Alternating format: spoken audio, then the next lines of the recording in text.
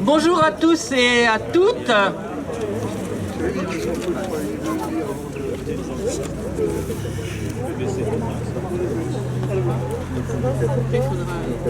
Faut que tu mettes le micro très près.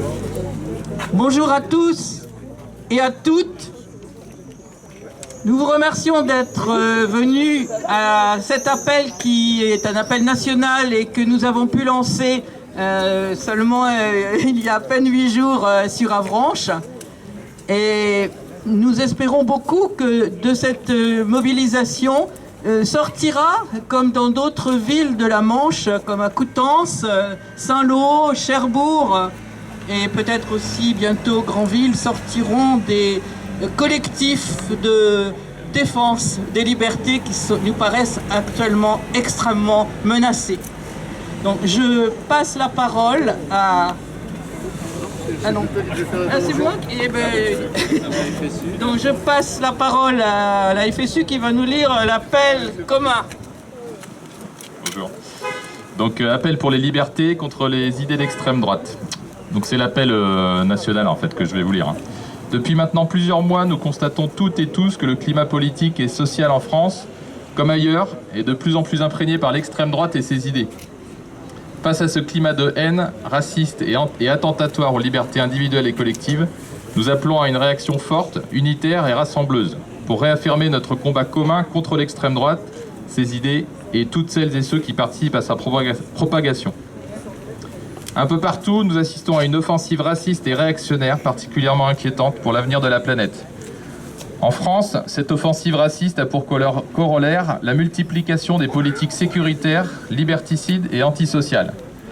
Jamais les idées d'extrême droite et le racisme ne seront une réponse aux inégalités et aux injustices. Ce climat ne doit rien au hasard. Le gouvernement et ses 4 vigies, Darmanin, Vidal, Blanquer et Schiappa, se chargent de l'alimenter depuis des mois. De la loi sécurité globale à la loi sur le séparatisme, en passant par la chasse à l'islamo-gauchisme et la suppression de l'observatoire de la laïcité, ce quinquennat accumule les gages à destination de l'extrême droite, en reprenant ses éléments de langage, mais aussi certaines de ses propositions. Quand on passe son temps à attiser les haines, cela a des conséquences concrètes. Cela peut même conduire au pire, comme nous l'avons vu récemment avec l'attentat contre la mosquée de Bayonne. C'est aussi l'envahissement du conseil régional d'Occitanie par l'Action française, le saccage d'une librairie et l'attaque de la marche lesbienne à Lyon par des identitaires, les polémiques sur le prétendu islamo-gauchisme et le prétexte de groupes de parole entre personnes discriminées pour attaquer l'UNEF. C'est aussi la tentative d'attentat contre la mosquée du Mans, l'incendie volontaire à la mosquée de Nantes et les tags islamophobes sur les murs du centre culturel islamique de Rennes. Pire, ce sont les appels de militaires factieux s'appuyant sur la chasse aux sorcières lancée par des membres du gouvernement, appel soutenu par Marine Le Pen, sans réaction d'Emmanuel Macron et sans aucune plainte du gouvernement. Ou encore les récentes vociférations anti-républicaines devant l'Assemblée nationale. Nous ne pouvons accepter que celles et ceux qui subissent haine, discrimination et injustice soient aussi accusés de racisme et jetés en pâture par l'extrême droite. Nous n'acceptons plus que la lutte contre les actes terroristes, que nous condamnons fermement, s'accompagne d'amalgames honteux. Nous ne pouvons accepter que nous, militantes et militantes politiques, syndicaux, associatifs, soyons montrés du doigt alors que chaque jour, ce gouvernement déroule un tapis rouge à l'extrême droite avec ses lois réactionnaires et liberticides. Voilà. Après, il y a plusieurs prises de parole. Bonjour à tous. Moi, je prends la parole au nom de la Ligue des droits de l'homme. Je suis adhérent, membre de la section d'Avranches. Nous avons 5 sections sur le département de la Manche. C'est la chronique du président de la Ligue, que j'ai raccourcie, bien sûr. La manifestation de policiers devant l'Assemblée nationale le 19 mai en présence jamais vue du ministre de l'Intérieur, comme les 2 tribunes menaçantes des militaires, sont les derniers signes du malaise profond de notre démocratie. Face aux violences de toutes formes qui frappent notre société et les inquiétudes qu'elles provoquent, des élus de tous bords répondent à tort et à travers. Ils surenchérissent en propositions aberrantes et attisent les peurs. il propose toujours plus de répression et de sanctions par une justice automatique. Cette voie technocratique et démagogique est une impasse. Les textes créant de nouveaux délits et des sanctions durcies s'empilent depuis des années, sans évaluer les précédents et sans cohérence avec les politiques d'accompagnement et de prévention qu'ils devraient mettre en place. La police est envoyée au front, exigeant d'intervenir avec force, mais elle est impuissante à agir seule. Cette logique policière inefficace retombe sur la justice accusée de laxisme. Celle-ci n'a pourtant jamais été aussi sévère. En témoigne l'allongement des peines prononcées et la surpopulation carcérale. Avec le budget le plus bas de tous les pays de l'OCDE, la justice est à bout.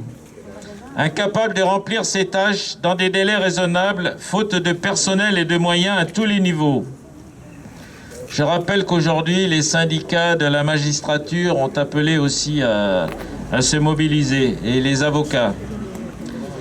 Le diagnostic est connu, et la dernière loi « Confiance dans la justice » gère encore la pénurie, là aussi sans repenser son rôle ni rattrapage massif, pourtant nécessaire. La démesure présidentielle, la concentration des pouvoirs de l'exécutif et des préfets, la mise à l'écart du Parlement, le mépris des contre-pouvoirs et du dialogue social dénaturent notre République. Les libertés publiques sont plus que mises à mal, comme avec la loi de sécurité globale, qui généralise les contrôles et la surveillance de la population. La crise Covid a encore été un bon prétexte suite à la loi de sécurité sanitaire pour renforcer les mesures liberticides. Le projet de loi confortant les principes républicains qui impose une vision gouvernementale dogmatique de la République et vise à mettre au pas les associations est aussi une atteinte grave aux libertés publiques. Ferment d'un régime policier, cette dérive autoritaire et sécuritaire fragilise notre démocratie représentative et sociale. Elle fait le lit de l'extrême droite qui prospère, voyant ses idées et méthodes mises au cœur des débats publics.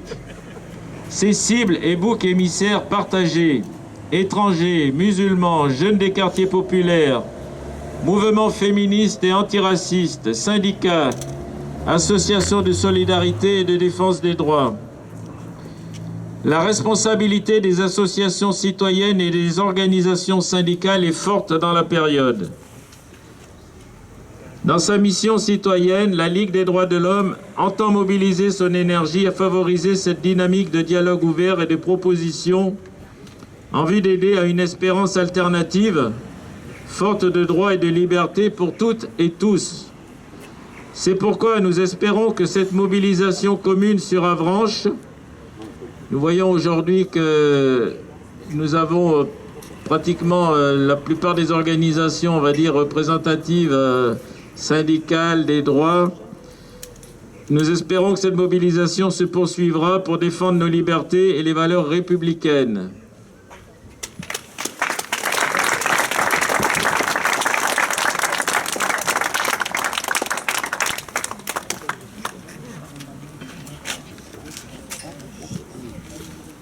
Bonjour à tous.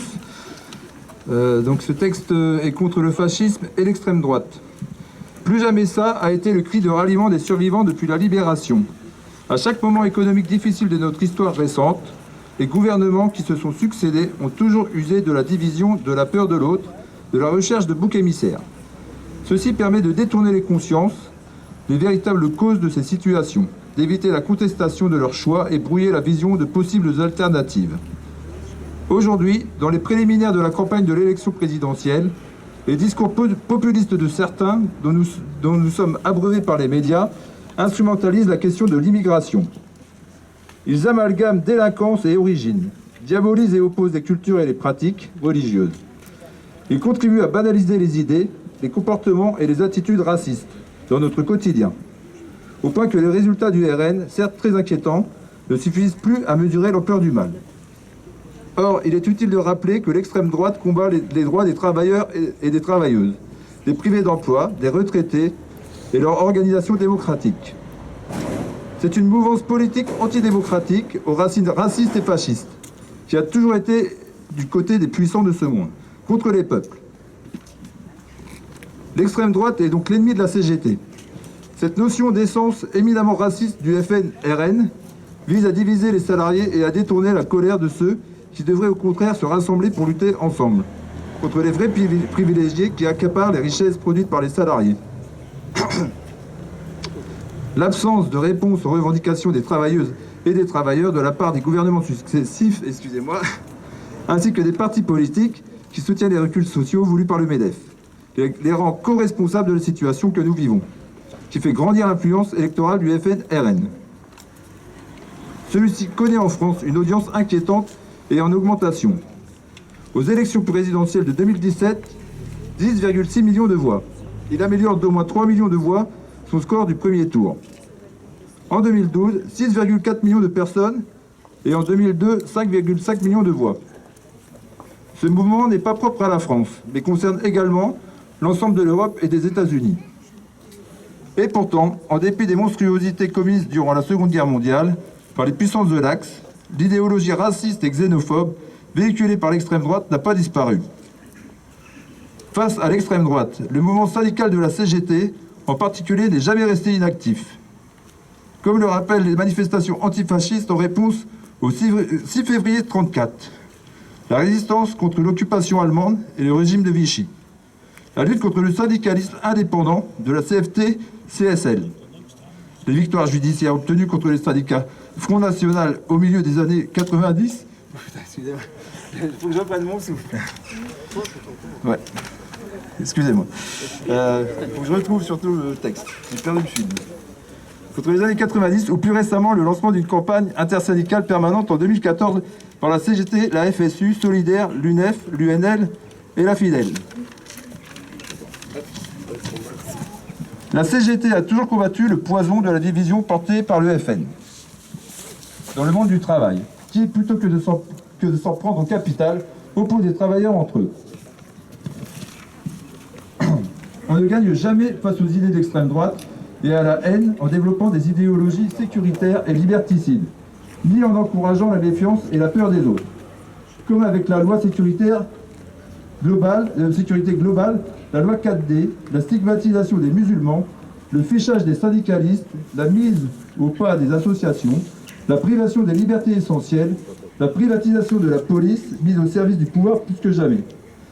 Macron et son gouvernement veulent imposer plus que jamais ce que Macron et son gouvernement veulent imposer au peuple. La CGT le réaffirme. L'histoire l'a démontré. Lorsque l'extrême droite est au pouvoir, la situation des travailleurs ne s'améliore pas. Parce que la CGT est aussi pour une société basée sur l'émancipation des travailleurs et des travailleuses, l'égalité des droits actuels et la conquête de nouveaux droits, la justice sociale et la solidarité entre tous les salariés, y compris les privés d'emploi. Nous ne pouvons rester neutres. Laisser faire et voir le poison de la division, du repli et du racisme se développer au cœur du salariat. Pour ces raisons, la CGT dans l'unité, avec d'autres organisations, associations et partis politiques, appelle à faire de la journée du 12 juin le point de départ de la bataille, pour éradiquer les idées contre le racisme. Les idées d'extrême droite, de peur et de division pour ensemble, avec nos différences, donner des couleurs à notre avenir et ne pas revivre l'histoire. Les salariés, les privés d'emploi, les retraités et la jeunesse sont appelés à combattre le racisme, les idées d'extrême droite, en agissant et en intervenant dans le débat public. Ensemble, faisons une réussite des manifestations organisées dans notre département. Merci.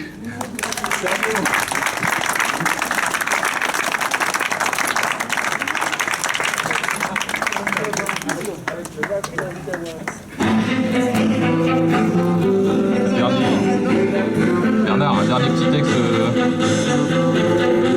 Bernard. Pourquoi un matin, cette veine s'est réveillée au milieu de pantins, qu'elle a tous émerveillé en proclamant un dernier petit texte à la FSU. Bon, il y aura peut-être quelques redites, désolé ça. On avait prévu. C'est un air de Pierre. L'explosion des idées. Non, pardon. Alors, l'explosion des inégalités et des conditions de vie de plus en plus dures que provoque la crise sanitaire, économique et sociale qui secoue notre pays aggrave toutes les tensions sociales et renforce un refus bien légitime des injustices vécues par beaucoup de nos concitoyens et concitoyennes. Quotidiennement, la FSU, donc nous on est plutôt fonction publique, FSU, et d'autres organisations syndicales, politiques et associatives portent les aspirations des personnels et défendent des revendications d'amélioration des conditions de vie, de revalorisation des carrières, de répartition des richesses, de solidarité et d'égalité entre toutes et tous. L'extrême droite, elle, se nourrit de tous les ressentiments provoqués par cette situation de crise et cherche toujours à diviser la société, à cibler des boucs émissaires pour dévoyer les principes qui font le bien commun de notre modèle social. Elle maltraite depuis toujours certains sujets politiques comme la sécurité en prônant des orientations davantage porteuses de division, d'exclusion ou de violence sociale. En parallèle, le gouvernement et la plupart des partis de droite ont régulièrement fait le mauvais choix de chercher à la concurrencer, voire à surenchérir sur ces thématiques. Plusieurs lois liberticides organisent une société autoritaire de surveillance et de contrôle et qui empêcherait d'informer sur des erreurs ou violences policières. De plus, certaines de ces lois stigmatisent une partie de la population en raison de sa religion ou de son activité militante. C'est une mauvaise politique pour répondre à la réalité des difficultés quotidiennes vécues dans notre pays. Cela encourage l'extrême droite qui trouve un écho grandissant dans la sphère médiatique nationale, largement sous contrôle de grandes fortunes qui cherchent à orienter le débat public. Dans tous les pays où accèdent au pouvoir des gouvernements d'extrême droite, les inégalités s'aggravent encore plus. Les dividendes des actionnaires sont préservés. Les services publics sont réduits au profit du développement du privé. L'éducation sélective se développe. Les droits des femmes et des minorités sont malmenés. Les inégalités et la violence sociale y grandissent. Pour rappel, les députés et eurodéputés du RN votent régulièrement contre et s'abstiennent lorsqu'il s'agit de voter des lois favorisant l'accès à la contraception et à l'IVG, l'égalité salariale entre les femmes et les hommes, la protection des travailleurs, l'accès aux informations judiciaires concernant les entreprises. Le RN stigmatise continuellement des personnes immigrées en les accusant de tous les maux, voire encore les dernières professions de foi, alors que celles-ci ne demandent que le droit de vivre. La FSU condamne toutes les formes de discrimination et de violence sur des bases ethniques, culturelles et ou religieuses. Elle réaffirme son attachement à la laïcité, aux valeurs de solidarité, d'égalité et à l'antiracisme pour lutter contre toutes les formes d'obscurantisme.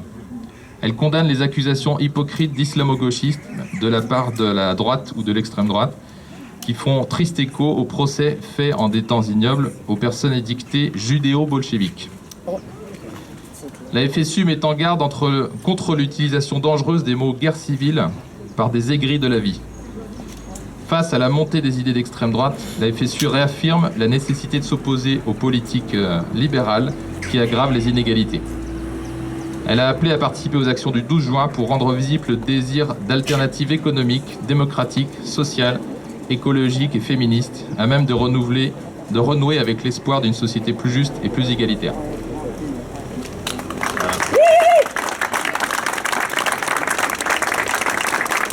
Il y a peut-être d'autres prises de parole encore. Nicole, tu voulais aborder le point Juste rajouter une information très importante parce qu'elle est positive et qu'il n'y en a pas tellement actuellement.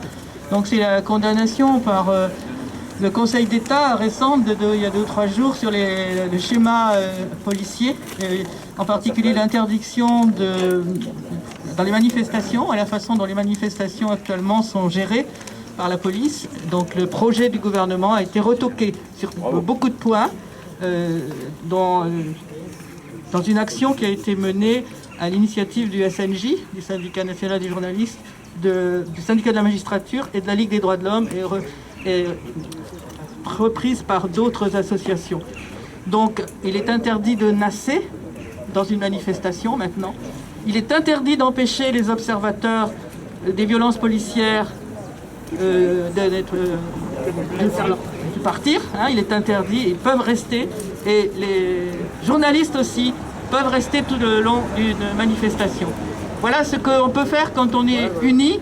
Et on a encore quelques corps d'État. Quand le Parlement ne fait pas son travail, eh bien, il y a encore des conseils, le Conseil d'État ou le Cour de cassation qui jouent leur rôle. Pas toujours hélas, mais là quand même, Ça c'est une vraie gifle.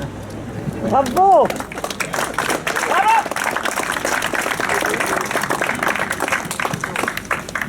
Je veux bien intervenir au nom du collectif des associations citoyennes, c'est un collectif qui est né en 2010 et qui a justement dénoncé, déjà on l'avait déjà dit devant la mairie là, en janvier, qui dénonçait ce projet de loi donc dit de séparatisme, qui laissait une place importante aux interprétations à l'arbitraire. Sous couvert de lutte contre un islamisme politique, il contient un ensemble de mesures inacceptables pour les associations. Ce sont les fondements même de la reconnaissance de l'action du monde associatif qui sont revisités par ce texte législatif.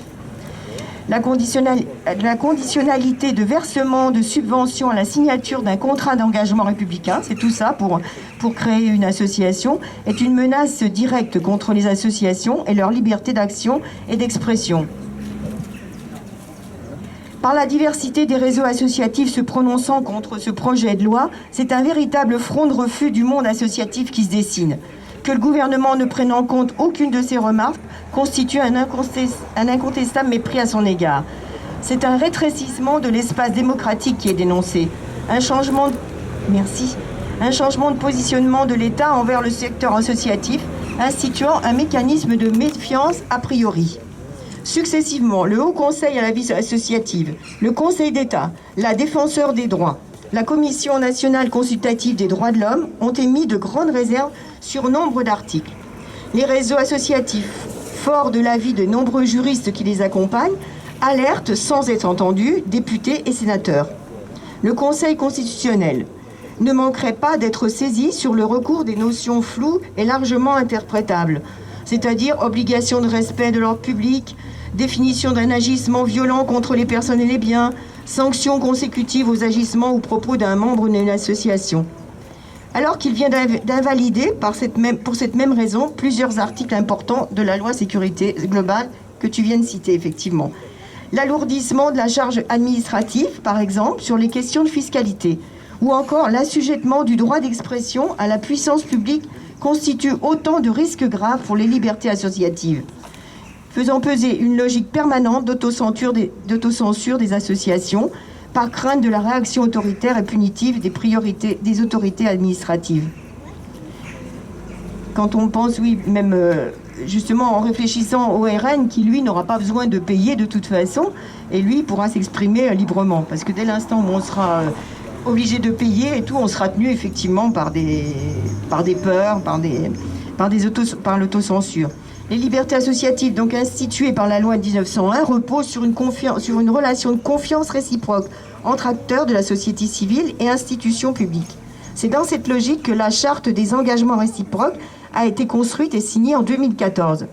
À l'inverse du projet de loi d'un nouveau contrat d'engagement républicain, c'est ainsi qu'il l'appelle maintenant, installe un climat de défiance envers les structures qui font pourtant vivre concrètement et quotidiennement un pacte républicain fondé sur une solidarité démocratique en acte, des relations partenariales constructives entre associations, collectivités publiques et la coopération avec un nouveau rapport à l'économie. Donc ces associations appellent au 12 juin à faire une journée contre les lois liberticides. Merci.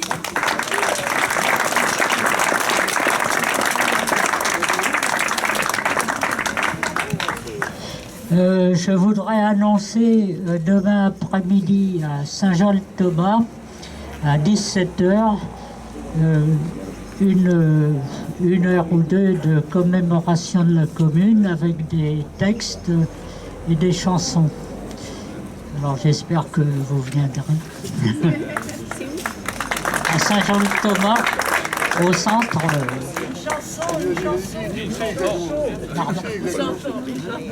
À la salle Aurillac.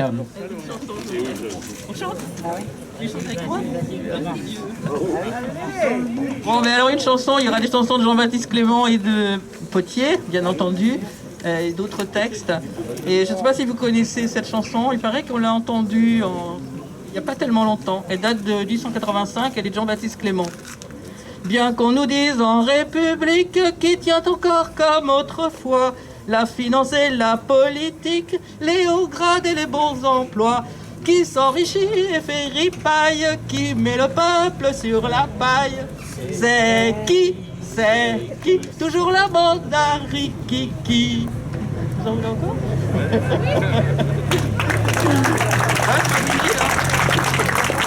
Qui se fait pitre et saltimbanque pour décrocher le plus de voix, qui fait du prêt et de la banque comme cartouche au fond d'un bois. Et par un train à grande vitesse qui file un jour avec la caisse. C'est qui? Toujours la bande à Rikiki. Les mots ne donnent pas de pain, car nous voyons dans la grande ville travailleurs cherchant un asile et offrent un morceau de pain qui fait payer, toujours payer, le paysan et l'ouvrier. C'est qui? Toujours la Rikiki. Bien qu'on nous dise en République, il reste encore tout à changer. On nous parle de la politique, on nous laisse sans rien à manger. Et qui se moque, la panse pleine, que tout le peuple meurt à la peine. C'est qui? La Rikiki. La commune fait partie de la mémoire populaire, elle ne fait pas partie de la mémoire officielle, comme vous l'avez vu cette année. Hein, c'était les 150 ans de la commune, une idée, disons, de république la plus vraie possible, qui s'est déroulée dans des conditions dramatiques et qui a abouti à un massacre, mais dont les principales décisions ont été suivies des faits ensuite, hein, comme la séparation de l'Église et de l'État, l'égalité des hommes et des femmes, le développement de l'école pour tous, l'égalité des salaires et la démocratie directe, c'est-à-dire que les élus doivent rendre compte directement. Voilà. Et cette grande idée, elle est encore vivante, en particulier dans notre mémoire, à nous, et nous devons continuer à la transmettre.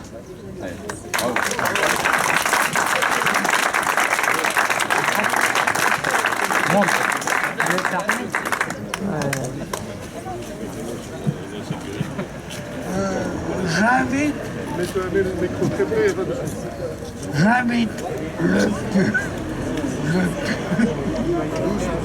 et les gens à être très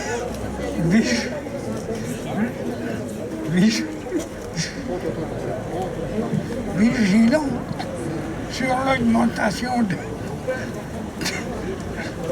des prix de l'alimentaire et de première nécessité. Oui.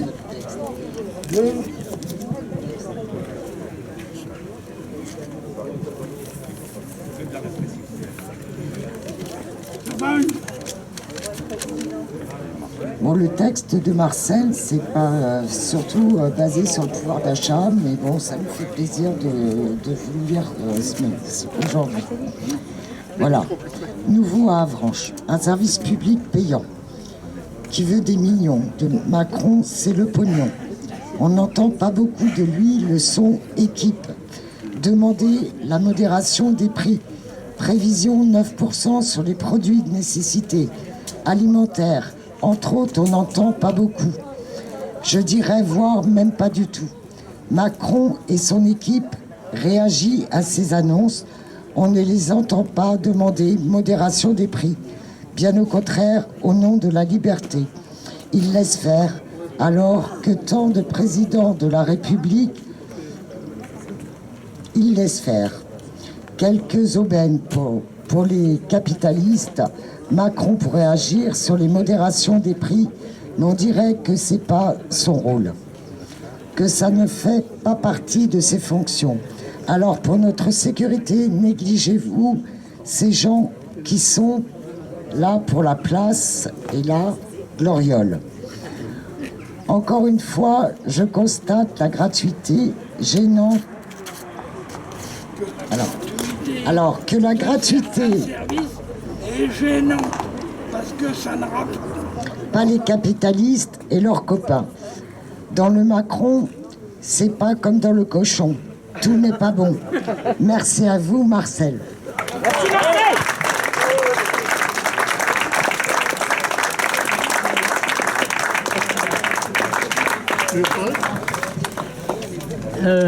On pensait quelquefois chanter l'International, mais si ça ne vous dit rien, tant pis. Hein.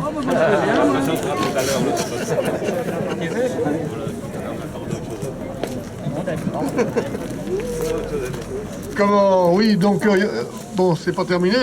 Je pense qu'il va y avoir d'autres gens à intervenir. Ça serait bien que l'ensemble des gens qui ont envie d'intervenir interviennent. Mais dans un premier temps, dans un deuxième temps, vous savez que on a prévu, l'ensemble des organisations qui appellent le 12, là, un petit verre de l'amitié. Donc ne partez pas trop vite, parce qu'on a acheté un peu de pinard, un peu de trucs. Et ça serait bien que tout le monde puisse boire un petit coup pour la liberté dans la France et dans le monde. C'est ça. Si, il y a des jus de fruits. Comment? D'autre part, moi je voudrais juste dire deux mots sur... le premier, c'est... tout le monde se rappelle du 1er mai et de la fin de la manifestation à Paris avec les bouleversements qu'il y a eu et le fait que la CGT et FSU, et Sud, je veux dire, ont été particulièrement attaqués, je pense. Tout le monde se rappelle de ça. Et donc c'est quand même un fait nouveau aussi, ça. C'est un fait nouveau qui est en parallèle avec tout ce qui se passe actuellement. C'est-à-dire que non seulement à l'Assemblée nationale, le pouvoir en place, ça diminue nos libertés à partir du moment où ils le peuvent, par tous les moyens qu'ils ont, mais de plus, l'extrême droite ne sent plus des ailes, quoi. Il n'y a pas que le Rassemblement national qui est propre et qui est beau, qui se présente aux élections. Il y a tout ce qui se passe dans les arrière-cours. Et ce qui s'est passé le 1er mai en est un exemple flagrant. Ça commence comme ça. Il n'y a pas de revendication, il n'y a pas de nom, mais les méthodes sont bien signées. Il n'y a pas d'autres organisations ou d'autres mouvements que l'extrême droite pour organiser des choses aussi massives contre les syndicats.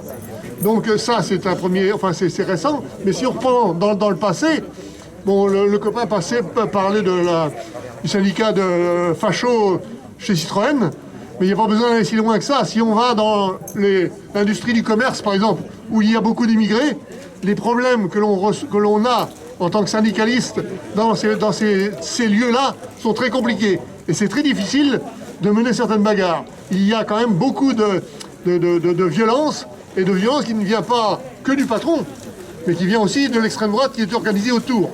Donc je pense que c'est pas un phénomène dérisoire, c'est un phénomène qui est important et qui se développe à tous les niveaux de la société. Donc c'est pour ça qu'il va falloir que l'on continue à se battre et qu'on continue à s'organiser de façon collective pour arriver à réfléchir en général et ne pas se laisser les uns les autres indépendants face à la justice, face à la répression. Donc on en a discuté un petit peu au collectif. On aura certainement d'autres initiatives, et entre autres des initiatives sur la laïcité, ce qui semblerait peut-être intéressant de débattre, parce que c'est quand même un truc dont on parle, mais on ne sait plus exactement ce que ça recouvre comme terme ni comme droit. Donc c'est un truc sur lequel il faudra certainement qu'on revienne. Bien.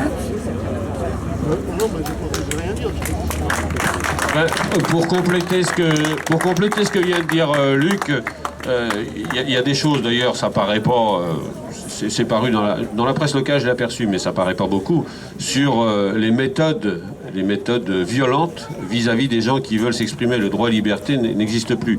On a un camarade syndicaliste dans l'Ain où l'employeur a embauché des tueurs à gages pour le tuer, bien sûr. Son nom de ce délégué syndical, je vous donnerai son prénom, c'est Hassan, à part ça. Et un syndicaliste gênant. Et ce qui est intéressant quand même, ce que j'ai retrouvé dans l'article, c'est que il y a eu quand même 2 agents de la DGSE, la Direction Générale de la Sécurité Extérieure, qui étaient en planque devant le domicile, déjà de lui et d'une coach de l'entreprise aussi, et leur mission c'était les tuer. Donc vous voyez bien qu'on est... c'est intéressant, c'est récent et ça passe là. Alors l'employeur dit, c'est une femme d'ailleurs, elle dit moi je ne suis pas responsable, sauf que c'est elle qui a embauché les commanditaires pour tuer les gens qui s'exprimaient, qui ne sont pas d'accord avec eux. Donc Tout ça est bien orchestré aussi par un pouvoir en place. Hein, on a ce que disait le copain tout à l'heure sur le Front National, mais aussi sur les gouvernements qu'on a en place. Ils ne datent pas d'aujourd'hui, parce qu'on a quand même connu le pouvoir Mitterrand qui a emmené quand même pas mal le Front National en haut de l'affiche. Et là, c'est la même chose. Ça les sert énormément, ce principe. Et ils sont sur les mêmes combats. Donc, je pense qu'il faut qu'on comprenne un peu ça, parce que je ne veux pas être pessimiste, mais l'avenir est sombre. Donc, il va falloir un peu s'organiser et combattre.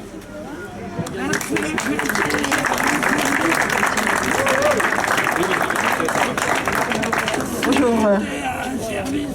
Donc, moi, je vous parle au nom d'Itinérance Sud-Manche, qui est une association présente sur Avranches, et également sur l'itinérance sur Cherbourg, et puis d'autres associations qui ont le même projet sur toute la Manche et dans le pays entier. Bon. En fait, nous sommes très inquiets pour l'accueil des étrangers. La nouvelle loi immigration qui a été mise en place fin 2018 a véritablement réduit leur possibilité de demander un asile en France.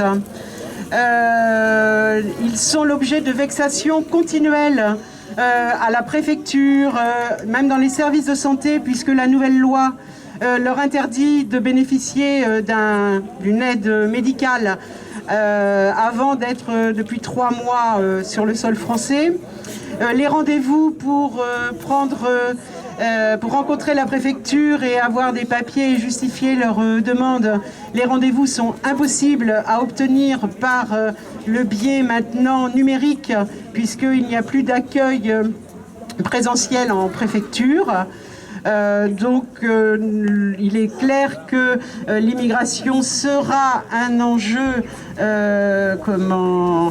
électoral, hein, et soit on en parle pour dire il faut réduire l'arrivée des étrangers en France, soit on n'en parle pas pour faire en sorte qu'ils ne sont pas un sujet. Hein, voilà, donc c'est quelque chose de très important, et soyez sensibles à tout ce que vous entendez à propos de l'immigration, lors des élections, mais aussi après. Voilà, merci.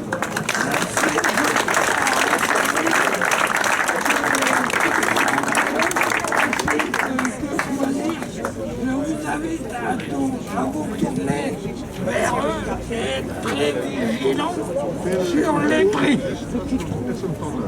Ça y est. Merci.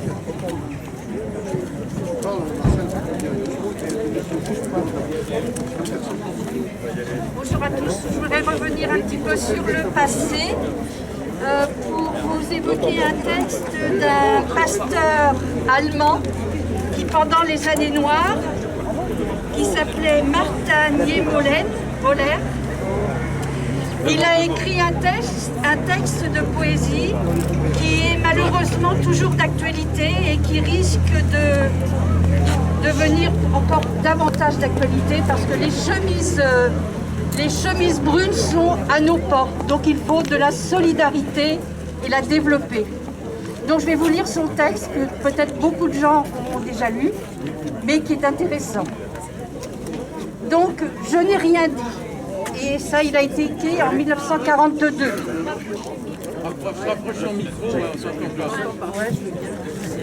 Quand les nazis sont venus me chercher les communistes, je n'ai rien dit. Je n'étais pas communiste. Quand les nazis sont venus chercher les syndicalistes, je n'ai rien dit. Je n'étais pas syndicaliste. Quand les nazis sont venus chercher les catholiques, là aussi je n'ai rien dit. Je n'étais pas catholique. Mais quand ils sont venus me chercher, il n'y avait plus personne pour me protéger. Donc, mes amis, mes camarades, soyez vigilants. Moi, je suis fille d'une famille qui a été déportée et je ne voudrais pas voir ça maintenant. Respect. Respect pour eux.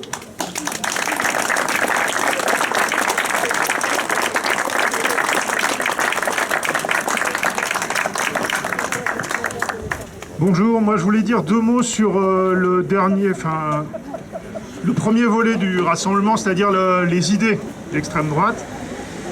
On a vécu depuis un certain nombre de mois des événements qui ont pu donner l'espoir qu'on se rassemble les uns avec les autres pour plus de justice et plus d'égalité. Et on voit en même temps, en parallèle, des mots qui jaillissent, des idées qui sont plus ou moins clairement énoncées et qui parfois, moi, me semblent des pièges. Alors, on a parlé des initiatives du gouvernement et sur ce plan-là, il a largement joué son rôle, puisque on vous a rappelé l'histoire des islamo-gauchistes. Mais camarade Luc parlait aussi de la laïcité qui sert à tout et à son contraire. Et je pense que, en ce moment, je trouve qu'il faudrait être assez vigilant sur quelles sont les valeurs fondamentales sur lesquelles on se base, quel est leur sens. Moi, clairement, c'est l'émancipation et l'égalité la plus large possible. Et après, sur le vocabulaire qui est utilisé à droite ou à gauche, avec les personnes avec lesquelles on essaye de se mobiliser, eh bien, moi je vous alerte pour essayer de rester méfiant sur ce vocabulaire et d'essayer de voir à chaque fois qu'est-ce que chacun remet derrière. Que ça soit l'antisémitisme utilisé pour discréditer des critiques contre un État, que ça soit au contraire l'antisionisme qui sert de paravent à des fantasmes antisémites.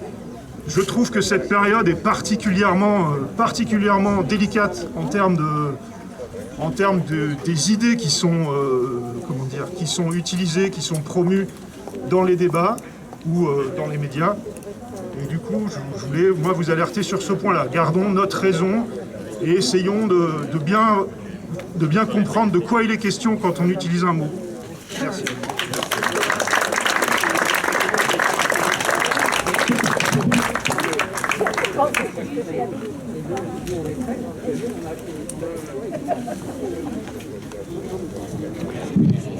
Bon bah écoutez, de toute façon, si personne ne veut intervenir, on peut aller boire un coup et puis discuter tranquillement tous ensemble, les uns après les autres. Il n'y a pas de problème. Pardon ? Avec un fond musical, comme dit, c'est bon.